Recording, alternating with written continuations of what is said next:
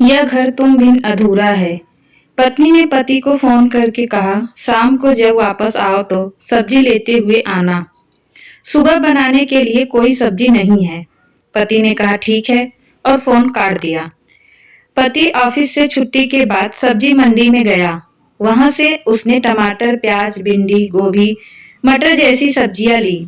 जैसे ही वह बाइक तक जाने लगा कि उसे ठेले वाले की आवाज सुनाई दी, सस्ती गाजर ले लो, गाजर का हलवा खाकर आनंद उठाओ।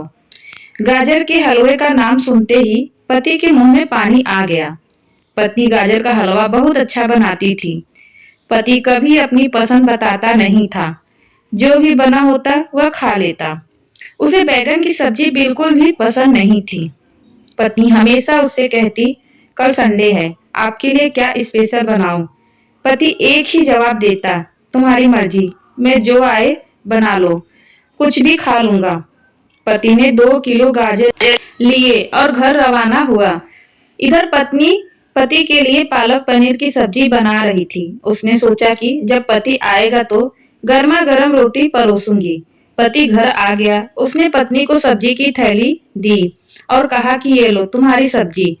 पत्नी गाजर देखते ही समझ गई कि पति का मन गाजर का हलवा खाने का है। वह किचन में गई और गर्मा गर्म रोटियां और पालक की सब्जी पति को खाने के लिए दी। पत्नी ने किचन का सारा काम निपटा। ठंडी का मौसम था। ठंड में पानी में बर्तन धोए, कपड़े को सही जगह पर रखा। पति को सुबह जल्दी जाना होता था। दूसरे दिन सुबह पत्नी ने आलू गोभी की सब्जी बनाई। उसमें एक बैगन डाल दिया क्योंकि बैगन पत्नी को बहुत ज्यादा पसंद थी। सब्जी बनाने के बाद उसने अच्छे तरीके से सब्जी में से बैगन अलग निकाल दिए और खुद के लिए अलग रख दिए।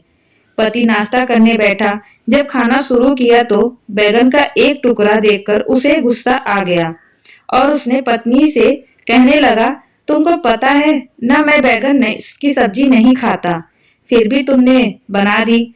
पत्नी ने कहा कि मेरा मन कर रहा था तो मैं बैगन की सब्जी डाल दी। बस एक टुकड़ा ही आपके हिस्से में गया है होगा, आप उसको साइड में रख दो।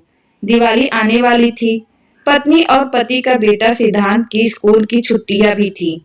पत्नी ने सोचा 15 दिन के लिए मायके चली जाते हैं।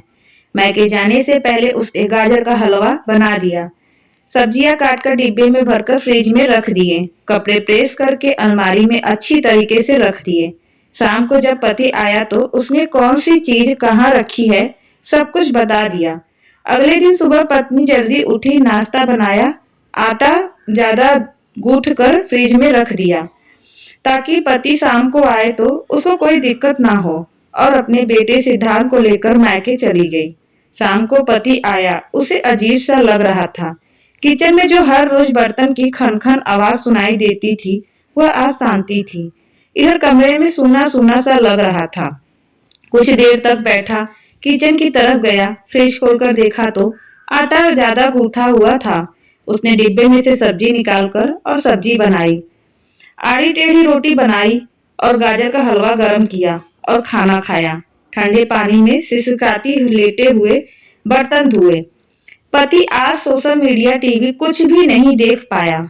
बिस्तर पे लेटा तो उसे नींद आई। अगले दिन सुबह उठने अपने लिए चाय बनाई, झाड़ू लगाया। यह सब काम करते हुए ऑफिस का टाइम हो गया।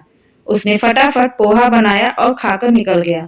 1 हफ्ते तक ऐसा ही चल रहा, कभी घर खाना कभी बाहर खाना। बहुत सारे कपड़े धोने के लिए जमा हो गए थे। पूरा कमरा बिखरा हुआ था। बर्तन, किचन में बर्तन इधर उधर फैले गए थे। सब कुछ उथल पुथल हो गया था। एक दिन ऑफिस के काम में देरी हो गई। पति ने सोचा कि अब घर जाकर कौन खाना बनाएगा, किसी ढाबे में जाकर खा लूंगा। देर काफी हो गई थी। ढाबे वाला ढाबा बंद करने की तैयारी में था। पति ने उसे जाकर कहा कि कुछ खाने को है।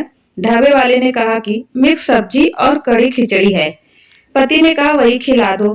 पति ने जैसे ही खाने का निवाला मुंह में रखा, बैगन का एक टुकड़ा चला गया, लेकिन आज उसने चुपचाप खा लिया। ढाबे वाले ने पहले ही कहा था, जो भी है यही है और खाना नहीं है। जो मिला उसे खाना पड़ा और उसे अपनी पत्नी की अहमियत समझ में आ गई। घर जाकर उसने पत्नी को फोन किया और कहा कि जल्दी आ जाओ, यहाँ तुम बिना अधूरा है।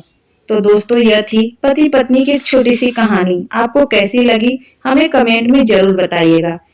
पति बिना पत्नी अधूरी है और पत्नी बिना पति अधूरा है। दोनों को जिंदगी में एक ही पहिए पर चलना बहुत ही जरूरी है। तो कहानी अच्छी लगी हो तो चैनल को सब्सक्राइब जरूर कर लीजिएगा और वीडियो को एक लाइक। धन्यवाद।